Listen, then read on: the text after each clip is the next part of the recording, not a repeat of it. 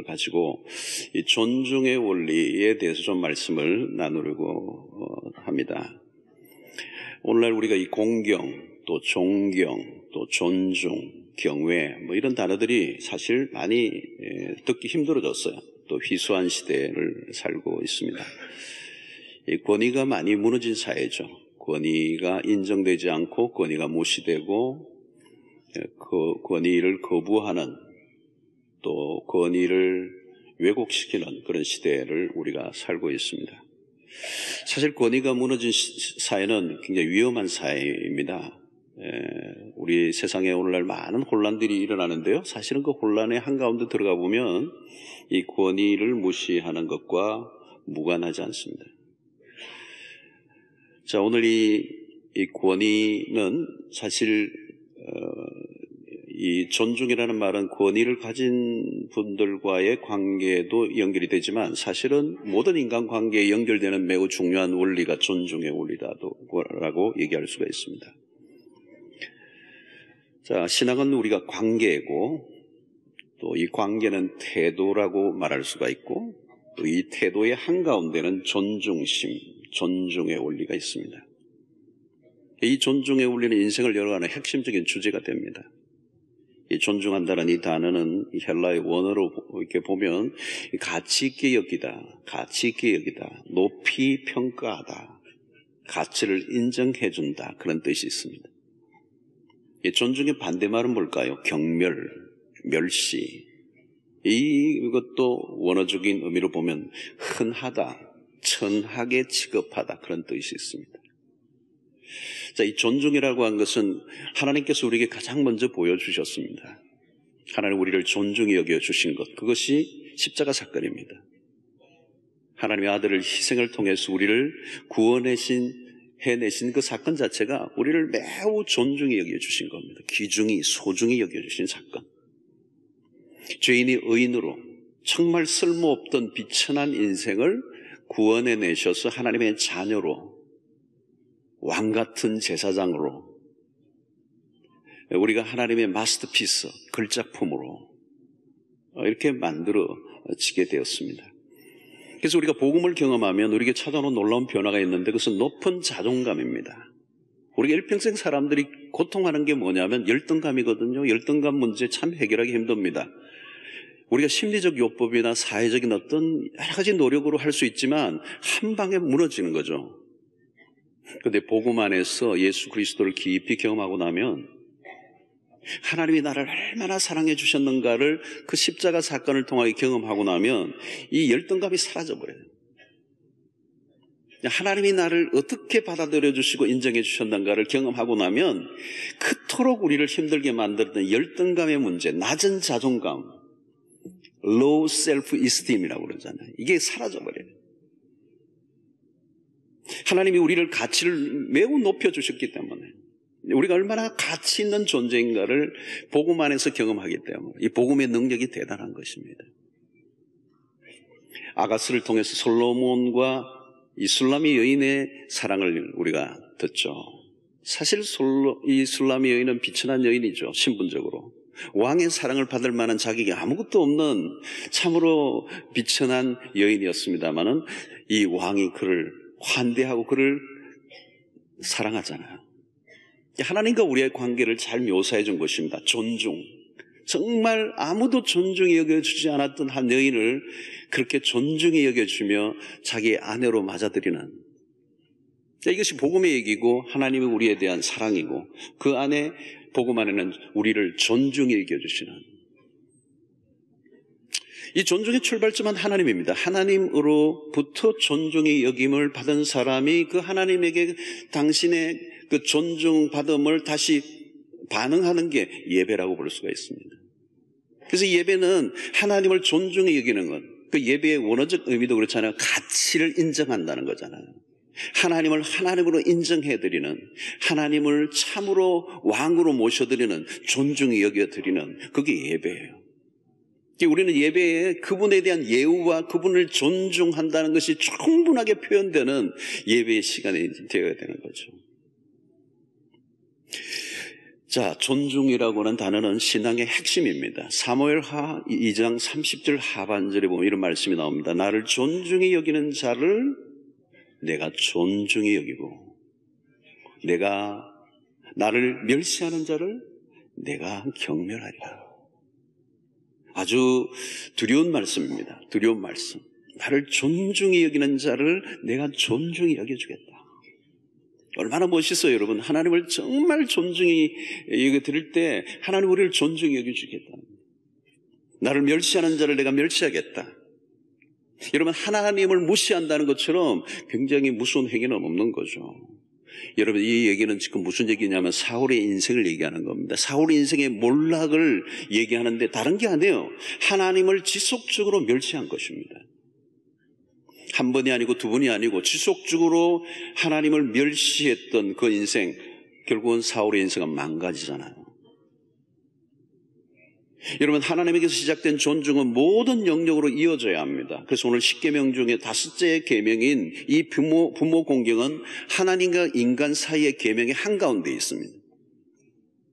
다시 말씀드리면 이 말씀, 이 부모 공경이라고 하는 이 5계명이 하나님과 이웃과의 관계의 한가운데 있는 중요한 계명으로서 이 계명을 지켜야 하나님도 온전히 섬길 수 있고 이웃도 온전히 섬길 수 있다. 그게 딱 중간에 있는 거예요. 만약에 눈에 보이는 육신의 아버지를 공경하지 못한다면 눈에 보이지 않는 하늘의 아버지를 결코 공경할 수 없을 것이다. 뿐만 아니라 육신의 그 부모를 공경하는 그 존중, 인간에 대한 존중의 마음을 우리가 가지지 못한다면 다른 이웃과의 관계에도 그 존중은 실현될 수가 없는 거예요. 살인하지 말라, 간음하지 말라, 도둑질, 이 모든 것들이 다 무너져 버린다는 거죠. 그러므로 이 부모 공경을 통해서 하나님은 물론이고 모든 인간관계의 존중의 원리를 배우도록 하신 것입니다. 이 본문의 말씀은 자녀된 사람들을 모두에게 주신 것이죠. 자녀들아. 오늘 모든 자녀는 부모를 모시고 있어요. 오늘 누구에게 주셨습니까? 특별히 이 말씀이 주 안에서 너희 부모에게 순종하라. 바울은 부모에게 불순종하는 것은 이방인들의 악행의 표지로 그리고 말세의 징조로 본 것입니다. 주 안에서라고 하는 말씀은 뭘까요? 단순히 사회적 관습을 뛰어넘어 이 세상에 말하는 윤리를 훨씬 뛰어넘어 하나님의 뜻 안에서 순종해야 한다 라고 얘기하는 것입니다. 자, 이 공경은 우리의 삶의 중요한 원리입니다. 부모뿐만 아니라 어른들을 공경하라는 거죠. 육신의 부모뿐만 아니라 육신의 부모를 포함한 삶의 모든 어른들, 원로들을 공경하라는 거예요. 어른들에게 귀를 기울이지 않는 사회를 우리는 막장 사회라고 할 수 있어요. 솔로몬의 예가 바로 그렇습니다. 솔로몬을 이은, 아버지를 이은 이 르호보암, 그는 왕이 되자마자 아버지와 원로들의 조언을 무시해버립니다. 그리고 자기 또래의 그 아주 젊은, 아주 영한 친구뻘의 그 조언에만 귀를 기울여요. 아버지 솔로몬이나 어른들의 말에 귀를 기울이지 않은 그 대가는 혹독했으며 나라가 두동강 나고 맙니다. 원로들을 미련한 노인쯤으로 취급하고 무시해버린 것이죠. 여러분, 어른들에 대한 존중이 없는 공동체는 하나님의 축복을 놓칠 수밖에 없습니다. 루키스에서 나온 루세 나오미에 대한 존중과 사랑은 감동적입니다. 아무것도 기대할 것이 없는 상태에서 그녀는 시어머니 나오미와 함께 예루살렘을 향합니다. 그의 조국도 아닌 이국으로 아무것도 의지할 것 없는 패자의 귀환과 같은 이 나오미를 따라 나선 이 룻, 그녀의 선택은 빛이 나죠. 룻기 1장 16절로 17의 말씀은 정말 효가 뭔지, 공경이 뭔지, 존중이 뭔지를 알려주는 기가 막힌 명구절이 있습니다. 룻이 이르되 내게 어머니를 떠나며 어머니를 따르지 말고 돌아가라 강권하지 마옵소서. 어머니께서 가시는 곳에 나도 가고 어머니께서 머무시는 곳에서 나도 머물겠나이다. 어머니의 백성이 나의 백성이 되고 어머니의 하나님이 나의 하나님이 되시리니 어머니께서 죽으시는 곳에서 나도 죽어 거기 묻힐 것이라. 만일 내가 죽는 일 외에 어머니를 떠나면 여호와께서 내게 벌을 내리시고 더 내리시기를 원하나이다 하는지라. 와, 이런 며느리 대단하죠. 어머니께서 머무시는 곳에 나는 피하겠나이다가 아니고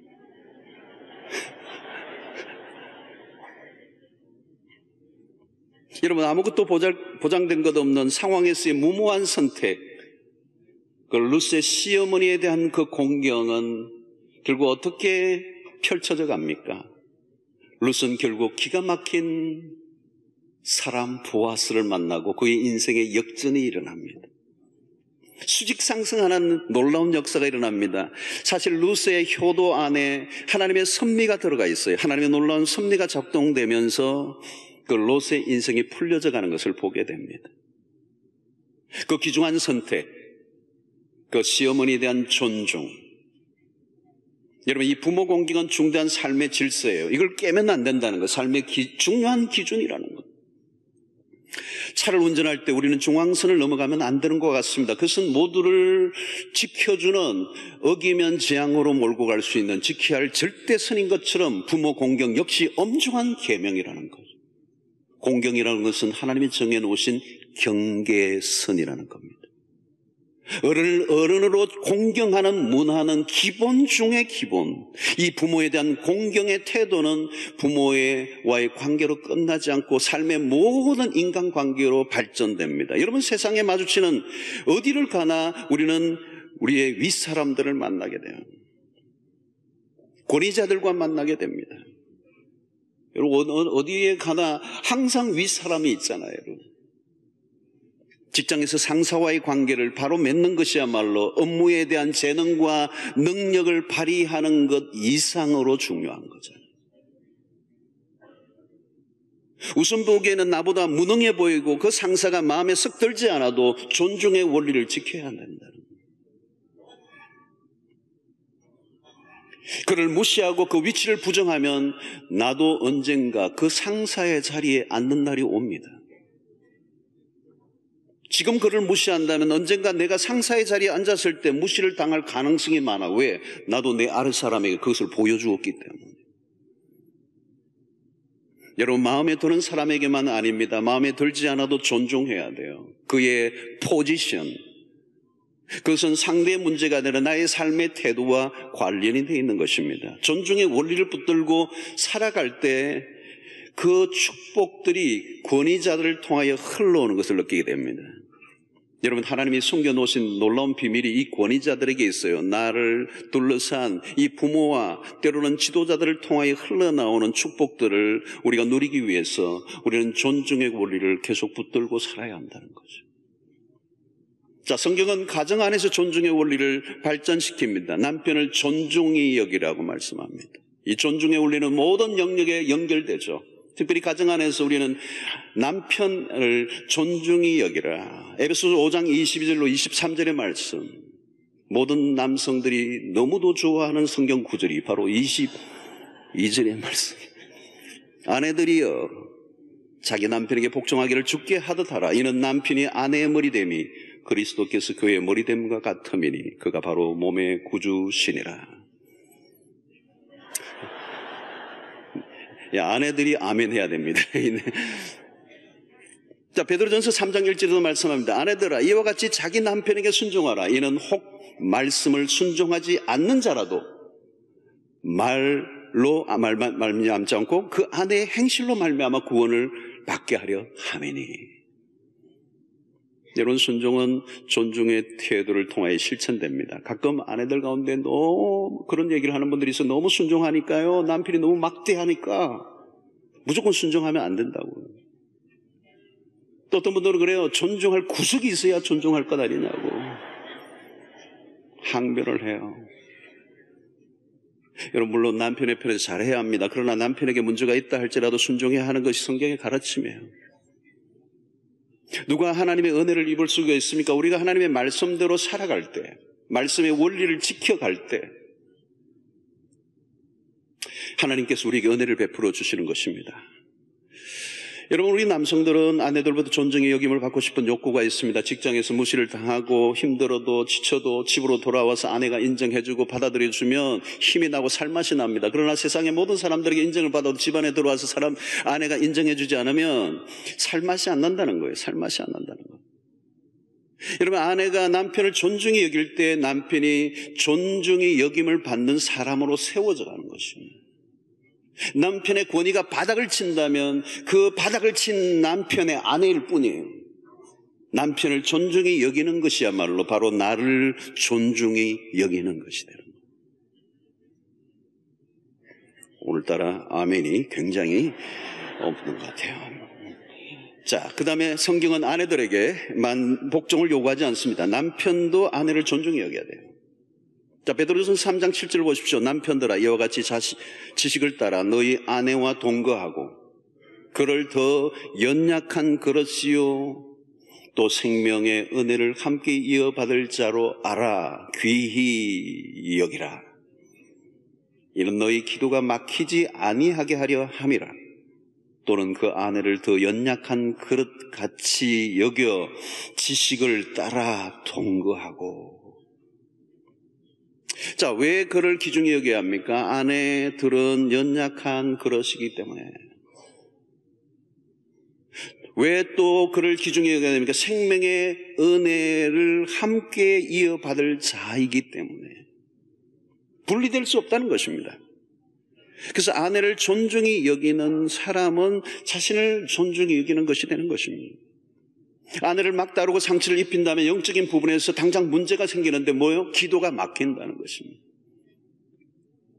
아내들은 남편으로도 존중의 여김을 받고 이를 원합니다. 여성들은 연약한 그릇이라는 것, 상처를 받기 쉬워요. 감성적으로 매우 센시티브하기 때문에 남성보다는 말이나 모든 행동에 매우 섬세한 배려를 하는 것이 존중입니다. 제가 호주에 있을 때 이 서구의 문화의 특징 중에 하나가 눈에 띄는 게 뭐였느냐면 가니까 거기는 전부 다 이 차를 탈 때 먼저 아내에게 문을 탁 열어서 태워주는 거였어요. 이것은 저의 이 경상도 문화에서는 볼 수 없었던, 저는 한 번도 그걸 해본 적도 없고 그런 걸 본 적이 없어요. 우리는 주로 운전을 딱 하는데 아내가 타기도 전에 달릴 때가 많았기 때문에. 몇 번 그랬어요. 제가 막 급한 성격도 아닌데 하여튼 타기도 전에 막 붕 가는 바람에 아내가 다칠 뻔했던 적이 먼저 있어요. 호주에 가니까 이게 사람을 저렇게도 하는구나. 보기가 좋았어요. 그래서 실천해보려고 애를 많이 썼고, 그러나 다시 돌아와서는 다시 완전히 제자리로 돌아갔습니다만 실천은 하기 어려웠잖아요. 보기는 참 좋았어요. 호주의 문화는 뭐냐면 반드시 만약에 아내를 먼저 안 태우고 남자가 먼저 타는 건 야만이네요. 야만. 문화가 그래요. 완전히 그기는 철저히 아내를 먼저 태우는 겁니다. 그 다음에 아이를 태우고, 그 다음에 강아지 타고, 그 다음에 남자가 타야 돼요. 어디 강아지보다 먼저 타는 거 그런 게 없어요. 한국에 사실은 남성들 좋은 거예요. 좋은 거예요. 여러분, 아내의 존중은 뭐예요? 사랑으로 표현되는 것입니다. 사랑한다는 것은 존중이죠. 그래서 사실 아내가 얼마나 귀한 존재입니까? 아내의 역할이 없으면 부족한 존재로 남성은 남게 됩니다. 아무리 남자가 똑똑해도 아내의 역할이 얼마나 중요한지 알 수가 없어요.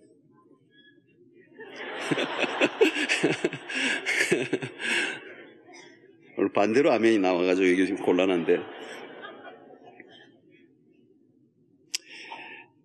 하나님이 에덴에서 아담이 홀로 독차하는 것을 보시기에 좋지 않아서 하와를 만드셨잖아요. 그 돕는 배필로 줬다. 이게 에젤이라는 단어를 쓰잖아요. 에젤을 누구에게도 써요? 여러분, 성령에게도 에젤을 쓰는 겁니다. 성령이 에젤입니다. 돕는 분이시잖아요. 우리를 돕는 분. 신자에게 여러분 에젤, 성령이 계시지 않으면 신자는 무용지물, 아무 쓸모가 없는 거예요. 능력이 없어요. 신자가 신자의 삶을 살게 만드는 힘은 어디에 있느냐? 에젤, 성령에 의해 있어요. 그 단어를 누구에게서? 돕는 배필, 아내, 하와에게도 썼단 말이에요. 오늘 우리의 아내들이 뭐예요? 돕는 배필, 에젤이에요. 그분이 없으면 남성은 남성으로서 역할을 감당할 수 없다는 얘기예요. 굉장히 중요한 것이죠, 여러분. 아내가 얼마나 중요한 역할을 하는, 아내의 도움이 절대적으로 필요하다는 것을 우리에게 말씀하고 있습니다. 남편과 아내는 분리되어 있잖아요. 한 몸입니다. 상대를 존중하는 것은 나에 대한 존중이죠. 서로 존중해야 합니다. 한쪽이 하지 못한다고 포기하지 않고 계속 이 존중의 원리를 지키며 살아가다 보면 서서히 변화가 상대에게도 일어날 것입니다. 상대에 따라 행동하지 말고 실망하지 말고 계속 이 존중의 법칙을 붙잡고 살아가다 보면 놀라운 변화가 하나님께서 일으키게 해 주실 거랍니다. 자, 그 외에도 우리가 존중의 원리를 실천할 곳들이 많이 있습니다. 마태복음 10장 41절의 말씀을 보면 선지자의 이름으로 선지자를 영접하는 자는 선지자의 상을 받을 것이요 의인의 이름으로 의인을 영접하는 자는 의인의 상을 받을 것이다. 여기 영접한다는 말이 자주 나오는데 이 영접한다는 말도 역시 존중한다는 뜻이 담겨 있습니다. 자, 디모데전서 5장 17절에 이런 말씀이 있습니다. 잘 다스리는 장로들은 배나 존경할 자로 알되 말씀과 가르침에 수고하는 이들에게는 더욱 그리할 것이니라. 제가 좋아하는 구절이에요. 자, 말씀의 사역자를, 우리가 교회의 직분자들을 존중해 여겨야 합니다. 장로님들을 존중해 여겨야 돼요. 그렇죠? 그것은 그를 세운 분이 하나님이시기 때문에 그런 거예요. 자, 그런데 더욱더 중요한 건 말씀과 가르침에 수고하는 이들에게 더욱더 거리하라는 거죠. 말씀 사역자를 존중해 여기라는 것입니다. 말씀 사역자를 존중해 여겨야 되는 말은 말씀을 전하는 그 말씀 자체가 중요하기 때문에 나이가 젊은 설교자가 설교를 해도 그를 존중히 여길 때 그곳에서 좋은 설교자들이 일어나고 또 그 설교자에 대해서 존중의 마음을 가지는 사람이 가장 많이 은혜를 받아요. 그러니 말씀 전하는 설교자와의 관계가 좋을수록 말씀에 대한 반응이 더 커지는 거죠. 은혜가 더 커져가는 것입니다. 그런데 그에 대한 존중이 사라지면 하나님의 말씀의 은혜가 사라져버립니다. 여러분, 흥미로운 것은 말씀 사역자와 관계가 끊기면요 말씀의 은혜도 끊겨버려요. 말씀 사역자와 좋은 관계를 맺는 것, 존중히 여기는 것, 이게 얼마나 중요한 일인지 몰라요. 말씀 사역을 감당하는 사역자들에 대한 존경. 그는 연약하죠. 인간적으로 부족할 수 있습니다. 그럼에도 불구하고 그가 전하는 말씀이 귀중하기 때문에 그를 존중히 여길 때 그 말씀이 우리의 영혼에 흘러오게 되는 것입니다. 그뿐만 아니라 우리는 교회뿐만 아니라 하나님의 나라를 위해서 헌신하는 사역자들, 선교사님들을 존중히 여기는 것은 매우 중요하죠. 오늘 선지자의 이름으로 선지자를 영접하는 자는 선지자의 상을 받을 것이다. 우리 교회는 선교사님들에 대한 대우가 참 좋아요. 많은 선교사님들이 오십니다. 또 거기에 너무도 헌신적으로 섬기시는 우리 성도들이 많으신데 그건 놀라운 것이 축복된 것입니다. 그러면 똑같은 상을 받을 것이다. 예, 선지자의 상을 받을 것이라고 약속하셨습니다. 똑같은 상이에요. 자, 예수님의 공생의 사역에 흥미로운 일이 하나 있습니다. 마가복음 6장 4절로 6절을 보면 예수께서 그들에게 이르시되 선지자가 자기 고향과 자기 친척과 자기 집 외에는 존경을 받지 못함이 없느니라. 그러니까 자기 친척 그 고향에서는 인정을 받지 못. 거기서는 아무 권능도 행하실 수 없어 다만 소수의 병자에게 안수하여 고치실 뿐이었고 그들이 믿지 않음을 이상히 여기셨더라. 이에 모든 촌에 두루 다니시며 가르치시더라. 자, 여러분, 주님의 고향에서는 존중이 여김을 받지 못해서 왜 그럴까요? 편견 때문입니다. 예수님에 대한 편견들을 사람들이 가지고 있었던 거죠. 예수님이 몇 번지 어디에서 태어나고 누구의 자녀고 무엇을 이해했고 육신의 공생의 생활을 하는 것을 보았던 고향의 사람들은 예수님을 다 알고 있는 거죠. 그러니까 인간적 편견으로 예수님을 바라보면서 인간 예수만 보고 그가 메시아로서 하나님의 아들로서 구원자로서 오신 것을 보지 못했어요. 믿지 않으려고 한 거죠. 그러니까 예수님은 그곳에서 아무 권능을 행하지 않으셨습니다. 권능을 행하지 않으셨다는 말은 예수님이 능력이 없었던 게 아니고 거기에서 그들이 받아들여지지 않고 그들을 존중히 여기지 않으니까 예수님은 다른 동네 가서 역사를 하셨어요. 여러분, 기적은 어디에서 일어납니까? 주님을 존중히 여기는 곳에서 일어났다. 편견이나 부정적인 관점을 가지고 있으면 믿음의 역사가 일어날 수 없다는 거예요. 존중의 태도를 가질 때 하나님이 더 놀라운 역사가 일어난다. 자, 또 다른 존중이 있죠. 권세자들에 대한 것입니다. 로마서 13장 1절의 말씀이에요. 각 사람은 위에 있는 권세들에게 복종하라. 권세는 하나님으로부터 나지 않음이 없나니 모든 권세는 다 하나님께서 정하신 바. 자, 우리가 투표를 통해서 대선을 치루었습니다. 우리가 선출하는 것 같으나 궁극적으로 권세는 위로부터 주어진 것입니다. 자, 우리가 그동안 대선에 이 대통령을 뽑기 전에는 많은 이념적 대립과 지역적 대립과 여러 가지 더 많은 논란이 있었고 어려움이 많았습니다. 마음이 공론이 많이 분열되어 있었습니다만은 이제 우리가 성경적 관점으로 바라보면 이제 다 상황이 끝이 났어요. 이 모든 것 안에 하나님의 통치와 다스림이 있었다고 믿고 모든 것을 받아들이고 이제 이 새로운 정부를 위해서 기도를 우리가 해야 합니다. 13장 2절에 무슨 말씀을 합니까? 그러므로 권세를 거스르는 자는 하나님의 명을 거스름이니 거스르는 자들은 심판을 자취하리라. 권세를 거스르는 것은 하나님의 명을 거스르는 것이 된다는 것입니다. 다윗의 예를 통해서 우리가 잘 알 수 있습니다. 다윗은 사울에 의해서 끊임없이 죽임의 그 위협을 받았습니다. 자신을 죽이려고 하는 사울에 대해서 다윗은 어떻게 해요? 존중의 원리를 놓치지 않아요. 사울은 다윗을 멸시합니다. 그러나 다윗은 사울을 왕으로 변함없이 그를 존중해요. 매우 중요한 원리를 갖고 있는 거죠. 사무엘상 24장 6절에 보면 자기 사람들에게 이르되, 다윗이 하는 얘기입니다. 내가 손을 들어 여호와의 기름 부음을 받은 내 주를 치는 것은 여호와께서 금하시는 것이니 그는 여호와의 기름 부음을 받은 자가 됨이니라 하고. 사울왕은 참 문제가 많았던 왕이에요. 골리앗 사건 이후에부터 모든 여인들이 길거리에서 골목마다 다윗은 만만이요 사울은 천천히로다. 그 당시 이 차트 1, 이 대중가요가 그거 아니겠어요? 모든 사람들이 다윗 하니까 그때부터 질투의 영이 이 사울에게 찾아왔어요. 그리고 그를 죽이려고 모든 왕권을 동원해서 그를 죽이는 일을 위해서 애를 씁니다. 자, 그러나 다윗은 그가 하나님이 세우신 사람인 걸 알고 존중합니다. 매우 까다롭고 위협적인 권위를 만났습니다. 그러나 모든 것을 하나님께 맡겨요. 여러분, 우리의 삶 가운데도 이해할 수 없는 일들을 만나게 되고 이해할 수 없는 지도자를 만날 때가 있어요.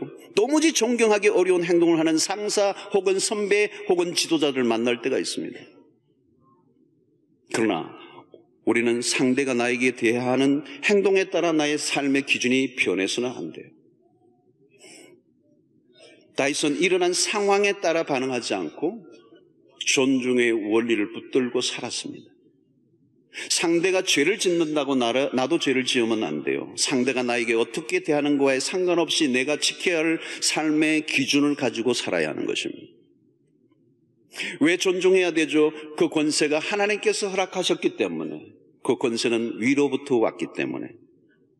하나님은 존중이 여기는 삶을 사는 사람을 존중히 여깁니다. 결국 하나님은 다윗의 인생을 높여주시죠. 다윗은 사울과 결코 맞대응하여 싸우지 않았습니다. 자신이 받은 걸 되돌려 주지 않았어요. 그는 여전히 하나님을 존중히 여기는 마음으로 사울을 대했습니다. 우리가 할 도리를 다하면 하나님은 당신의 때에 우리가 행한 대로 갚아주십니다. 결국 사울은 하나님이 처리하시죠. 우리가 처리해서는 안 돼요. 하나님이 처리하셨어요. 자, 또 우리가 하나의 존중의 원리를 마지막 결론적으로 살펴볼 것은 아주 작은 소자 하나라도 무시하지 말아야 한다는 거예요. 마태복음 10장 42절입니다. 또 누구든지 제자의 이름으로 이 작은 자 중 하나에게 냉수 한 그릇이라도 주는 자는 내가 진실로 너에게 이르노니 그 사람이 결단코 상을 잃지 아니하리라 하시니라. 여러분, 이게 누구예요? 이 작은 자 중 하나에게 냉수 한 그릇이라도 주는 자를 하나님이 기억하신다. 자, 마태복음 18장 10절에도 나오죠. 삼가 이 작은 자 중에 하나도 업신여기지 말라. 너희에게 말하노니 그들의 천사들이 하늘에서 하늘에 계신 내 아버지의 얼굴을 항상 배옵느니라. 재미있는 표현이에요, 여러분. 아주 작은 자라도 함부로 없이 여기지 말라는 거예요. 그 작은 자도 그를 돕는 천사들이 있고 그 천사들이 하늘에 계신 아버지의 얼굴을 날마다 배웁는다는 거예요. 그 뭘 거? 날마다 보고한다는, 레포트 한다는 얘기. 여러분, 작은 자에 대한 존중을 성경은 강조하고 있습니다. 세상에 무시받아야 할 존재는 한 사람도 없어요. 우리의 가정에서도, 우리의 교회에서도, 우리 작은 자가 누구예요? 우리의 자녀들이라고 표현할 수 있을 거예요. 그 자녀들을 귀중히 여겨야 됩니다. 우리 철학교대에서 우리 청소년들이 매주 수백 명 나오니까 얼마나 지금 감격하는지 몰라요. 저쪽 자리에 이렇게 앉는데 한 200~300명이 구중고등학교 학생들이 앉는데 철회할 때마다 오신 분들은 아시지만 금요일마다 반드시 먼저 박수를 그들에게 쳐주고 합니다. 박수 치는 게 뭐 대단한 일이냐고 생각할지 모르지만 대단한 일입니다. 여러분, 아이들이요, 우리 어른들이 있는 곳에 잘 오지는 않으려고 그래요. 특별히 이 신앙을 가진 아이들도 부모의 그 신앙과의 그 갈등 속에 부모들이 있는 곳은 잘 안 오려고 그럽니다. 그런데 이 철야에 수백 명이 온다는 것은 기적이고요, 놀라운 일입니다. 그 아이들에게 박수를 쳐주는 거 참 특별한 거죠. 그 아이들이 너무 좋아한다는 거예요. 그 좋아한다. 다른 목사님이 금요일마다 박수를 쳐주는 그 일이 자기들에게는 굉장히 좋다는 거예요. 네, 인정해주고 존중해 여기신다는 것입니다. 여러분, 우리는 자녀를 존중히 대해야 합니다. 차별을 할 때도 막대하면 안 됩니다. 자녀는 우리의 소유가 아니기 때문에 인격을 모독하지 말아야 합니다. 에베소 6장 4절에 뭐라고 말씀합니까? 또 아비들아, 너희 자녀를 노엽게 하지 말고. 이 뭘까요? 존중히 여기라는 겁니다. 존중히 여기라는 거예요. 아무리 잘못을 해도 책망할 때도 인격을 훼손해서는 안 된다는 거예요. 체벌하는 것과 폭력은 구분되어야 된다. 어린아이들이 얼마나 귀중합니까? 저는 서구의 문화에서 배울 점 중 하나는 아이들에 대해서 대하는 태도가 우리하고는 좀 다른 것 같아요. 아주 중요하게 여겨요. 손님들이 와도요, 아이들 나가 놀아라 그러지 않아요. 오히려 대화 안에 참여시켜요. 그리고 어른들이 대화하다가 아이가 끼어들면 어른들이 대화를 멈추고 그 아이들과 같이 얘기를 나눠요. 다 들어주고 또 대화를 해주고 무시하지 않아 아이들을. 여러분, 아이들은 어른의 반쪽이 아닙니다. 온전한 하나의 인격입니다. 그 아이를 귀중하게 여기는 거예요. 옛날에 우리는 이 대표기도 때도 보면 아이들을 위한 기도 이런 거예요. 어린 것들을 사랑하여 주시고. 것들이 아니에요. 생명이에요, 생명. 너무도 귀중한 한 인격이에요. 여러분, 그뿐만 아니라 우리는 존중은 약자에 대한 배려로 나타나야 합니다. 약자에 대한 배려. 가끔 CEO이면서 자기 기사를 구타했다는 사건, 때로는 경비실의 직원들에게 경비원들에게 그냥 인격적 모멸을 준 사건들, 그리고 주차장에서 자기를 알아보지 않는다고 두들겨 팬 무슨 CEO. 여러분, 그것은 자신의 인격을 의심하게 하는 행동들이죠. 예. 왜 나를 알아주지 않느냐고 폭력을 가하고 얼마나 열등감이 시달리고 있었으면 그런 모습을 드러냈겠습니까? 여러분, 인격은 약자에게 대하는 태도에서 드러납니다. 우리가 무시할 대상은 아무도 없어요. 아무도 없어요. 아주 작은 소자에게 잘하는 사람, 아주 약하고 아주 힘이 없는 사람에게 잘 대해주는 그 사람이 정말 좋은 인격을 가지고 있는 사람. 약자에게 친절을 베풀 줄 아는 게 신앙의 인격일 것입니다. 여러분, 사람은 물론이고 우리 주변에 있는 물건에도 존중히 여겨야 됩니다. 이 존중. 여러분, 집안에 있는 작은 식물 하나도 존중히 여기면 그 존중을 알아봐요. 제가 오래전에 이 서양나는 한번 그 선물을 가져오면 그게 꽃이 피어 있는 걸 선물로 받을 때가 있어요. 그러면 그게 한번 지고 나면 아주 보잘것없는 잎만 남아있고요. 그냥 시들다가 그냥 죽어버려요. 그러니까 너무 상품으로 만든 선물이라 애처롭더라고요. 근데 제가 그걸 보고 이 화분을 담겨있는 흙도 별로 없고 조그만한데 그거를 애주중지 제가 아꼈어요. 꽃이 피고 난 다음에, 지고 난 다음에도 계속해서 물을 주고 매일 관심을 보여주고 바람을 맞게 하고 햇빛을 적당하게 보게 하고 했더니 딱 1년 후에 똑같은 꽃들이 피어난다. 이 존중이 여길 때 꽃을 피우는 것을 보았어요. 여러분, 다른 사람을 존중히 여길 때 그 존중의 여김을 받는 인생이 꽃이 피는, 저는 여러분들 안에 그런 역사가 일어나게 되기를 축원합니다. 여러분, 이 다른 사람을 존중히 여길 줄 아는 마음은 이미 복을 받은 마음이에요. 그리고 이 존중의 원리를 따라 살아갈 때 하나님은 우리에게 삶의 풍성함을 약속해 주시고 있습니다. 여러분, 존중의 원리는 골든 룰과도 연결이 됩니다. 예수님께서 말씀하셨던 이 산상수훈의 그 결론 부분에 도달하는 부분에서 하신 말씀이죠. 마태복음 7장 12절, 너무도 잘 아는 말씀입니다. 여러분, 이 말씀을 우리가 잘 지키면요, 놀라운 복이 임해요. 자, 한번 읽어보겠습니다. 우리 다 함께 읽겠습니다. 시작. 그러므로 무엇이든지 남에게 대접을 받고자 하는 대로 너희도 남을 대접하라. 이것이 율법이요 선지자니라. 여러분, 이것이 율법이요 선지자, 이 말은 뭘까요? 구약이 가르치고 있는 핵심적인 진리다. 성경이 가르치려고 하는 핵심적인 주제가 여기 있다는 거예요. 별거 아닌 것 같이 보이지만 여러분, 이게 골든 룰이라고 말하는 것이고, 이 말씀을 지키면 우리의 삶에 골드가 온다는 거예요. 골드가 복이 된다는 거예요. 이 말은 뭘까요? 내가 한 대로 돌아온다는 겁니다.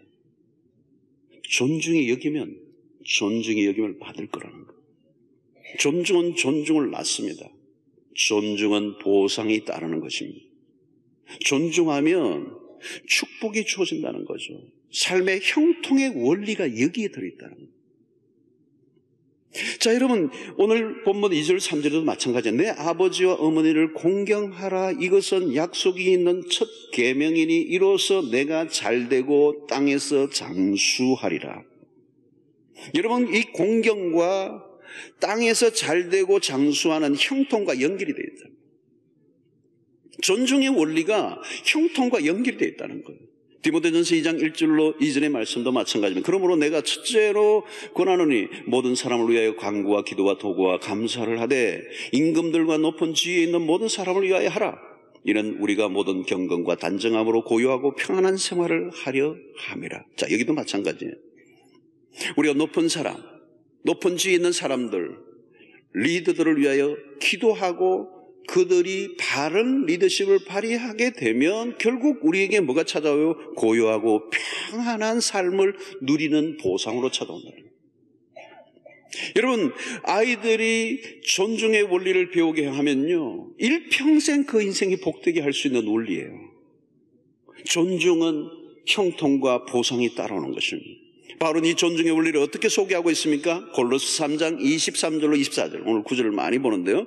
자, 여기도 보면 무슨 일을 하든지 마음을 다하여 주께 하듯 하고 사람에게 하듯 하지 마라. 이는 기업의 상을 주께 받을 줄 아나니 너희는 주 그리스도를 섬기느니라. 자, 무슨 일을 하든지 누구를 만나든지 마음을 다하여 누구에게 하듯 주께 하듯 하라는 거죠. 여러분, 아주 작은 소자에게도 주께 하듯 하라, 마음을 다하여 주께 하듯 하면 해보라는 거죠. 그러면 그 존중의 태도를 가지고 한다는 거예요. 주께 하듯 하는 말은 얼마나 존중의 태도를 하는 것입니까? 존중의 태도를 가지고 부모를 대하고 어른들을 대하고 이웃을 대하고 실천한다면 반드시 이는 기업의 상을 주께서 받을 줄 아나니, 상을 약속하고 있어요, 여러분. 오늘 우리는 존중이 무너져 버린 시대를 살고 있습니다. 여러분, 존중이 여기는 이 마음은 본성적인 게 아닙니다. 이 우리 인간의 본성적인 마음은 뭔가 하면요, 멸시하고 천대하고 조롱하고 폄하하고 디스하고 안티, 그냥 악플다는, 그게 우리의 인간의 본성이에요. 막 남을 다해서 험담하고 깎아내리고 그런 얘기를 듣고 있는 사람도 같이 동조자들이에요. 왜? 은근히 즐기고 있는 거예요. 잘한다 잘한다 계속 해봐라 그러잖아요.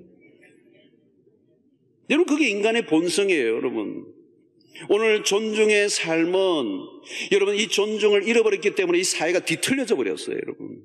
이 존중을 통하여 이 뒤틀린 사회를 바로잡는 원리가 이 존중에 있고, 성경 전반에 걸쳐서 이 존중의 원리를 성경이 가르치고 있고, 이 존중해야 복이 임하게 된다는 것을 성경이 가르쳐주는 거죠. 그래서 여러분, 우리 자녀들에게 가르쳐줘야 될 굉장히 중요한 이 원리가 존중의 원리예요. 이거 가르쳐주면요, 멋진 인생 살 수 있습니다. 이거 놓치면 인생이 망가져요. 오늘 굉장히 중요한 메시지예요. 여러분, 이 존중은 결국은 하나님의 성품입니다. 하나님의 성품이에요. 우리는 말씀을 통하여 이 하나님의 성품이 우리의 삶에 빚어지도록 계속 훈련해야 될 것이고, 우리는 말에서도 우리의 태도에서도 이 존중이 우러나오는 삶을 살면 우리의 삶에 하나님이 우리의 인생을 열어주시는, 풀어주시는, 형통케 하시는 은혜를 얻게 될 줄로 믿습니다. 이 존중의 삶으로 승리하는 인생, 축복된 인생 살아가는 여러분들 되시기를 주의 이름으로 축원합니다.